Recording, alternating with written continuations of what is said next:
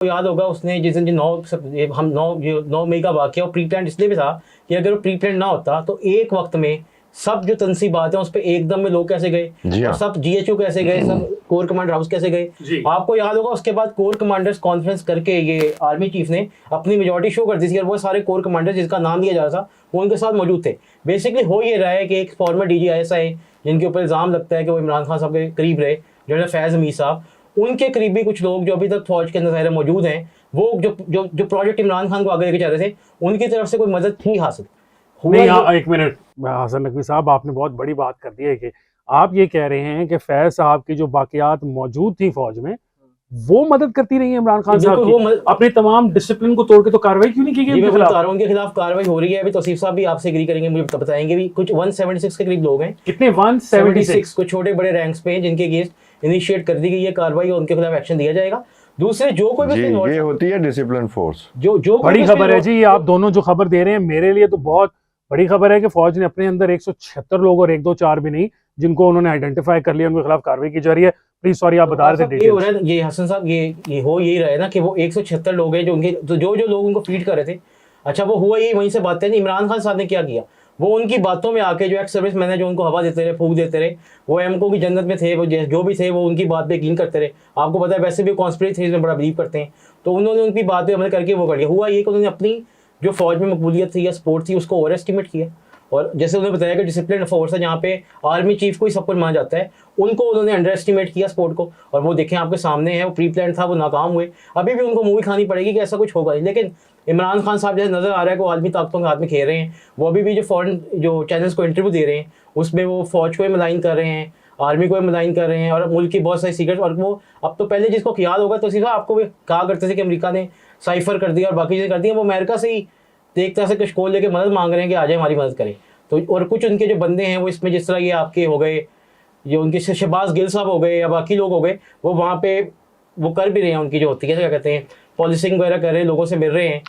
तो ये चीज़ें सबसे नहीं, ये मैं मज़े की बात है कि वो साइफर जो है ना, जब वो साइफर का लेट्स प्ले विद इट की वो ऑडियो भी आई, आपने सुनी होगी, तो उसमें इमरान खान ने अपनी पूरी CEC को कहा कि किसी ने अमेरिका का नाम नहीं लेना, और खुद हमारा मुंह ही इतना खुला है कि अमेरिका निकल गया। और जी, वो तकरीर करते हुए कहा ये एक अमेरिका से, सॉरी, एक मुल्क से खत आया है, ऐसे करके उन्होंने ऐसे कह दिया, ऐसे नहीं जान के कहा। तो सीधा मुझे यकीन है कि खान साहब ने जान के कहा और बाद में ऐसे एक्ट किया कि जैसे गलती से। नहीं जी, नहीं, वो नहीं, गलती से निकल गया। वो उसामा बिन लादेन को शहीद जान के कहा था, तो वो फॉर वो he is always playing for gallery. उनको अपने पे कंट्रोल नहीं है। वो कंट्रोल नहीं है, वो जब प्रेशर में होते हैं तो वो बोलते हैं। आप देखें एक दिन में 3 तो वो तरह के बयान देते हैं एक ही मौजू पे। सर वो उसके लिए ऑप्शंस मौजूद ओपन रखते हैं ना, वो ताकि हर मौके के लिए उनका एक बयान हो। वैसे क्योंकि इमरान खान साहब उस प्रोपेगेंडा के अभी तक वो बेवकूफ बन रहे हैं, शायद उनको लगता है अभी भी पूरी उम्मीद है कैसा हो जाएगा, लेकिन फौज में ऐसी कोई बगावत नहीं हो जा रही। आर्मी चीफ हैं, वो रहेंगे, होती ही नहीं जी, वो पॉसिबल नहीं है। यही मैं कह रहा हूं। ये कभी आपने सुना है इतनी डिसिप्लिन हो ही नहीं सकती। उसकी एक और रीजन भी तो है ना तौसीफ साहब कि इंस्टीट्यूशन का जो सारा मफाद है वो इसी चीज में है ना कि एक सिस्टम को फॉलो किया जाए। अगर विद इन द सिस्टम वो ब्रेक जो होने शुरू हो जाएगी, टूट फूट का शिकार हो जाएगा।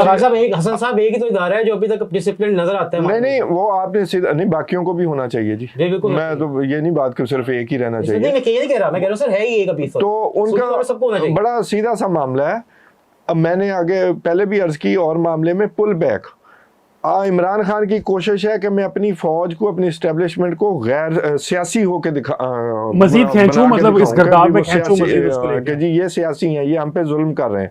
मैंने बार बार अर्ज करता हूं कि इमरान खान के लिए हमने इंटरनेशनल एस्टेब्लिशमेंट के लिए केस नहीं बनवाना, और जो ऐलान हुआ है कि हमने ये पॉलिटिकल रहना है, खुदारा वहाँ चले जाएं 6 महीने में इज़्ज़त सारी बहाल हो जाएगी। और ये सारा प्रोपेगेंडा और ये सारे पाले हुए संपोलिए जो है ना, जो अब दूसरी अपने मुल्क को नुकसान पहुँचाने के लिए कि उनके इरादे पूरे नहीं हुए तो मुल्क को भी बेशक नुकसान पहुँच जाए, तो उससे हम बच जाएंगे। और 9 मई का अगर आपने वहाँ पर हिसाब लेना है तो 9 मई में कुछ अपने लोगों का जो चले भी गए हैं उनका भी हिसाब लेना होगा। और जैसे वो उन्होंने कहा एक साबिक जनरल के बंदे हैं, तो वो उन जनरल साहब के बारे में भी है कि वो भी हदायत देते रहे हैं। तो इन सारों का एहतसाब भी 9 मई में आना होगा, और कोशिश करें कि इन लोगों को डिसोन करें, अपनी गलती तस्लीम करें, और चाहे इसमें 2014 वाले लोग भी शामिल कर लें, हम सब की इज्जत बहाल हो मैं तो जाएगी। इसी वाली बात ही करूंगा, जब सिविलियंस का एहतसाब हो रहा है तो जो अपने अंदर काड़ी भेड़े हैं, चाहे वो किसी भी पोस्ट पे रही हैं, उनका भी एहतसाब होना चाहिए।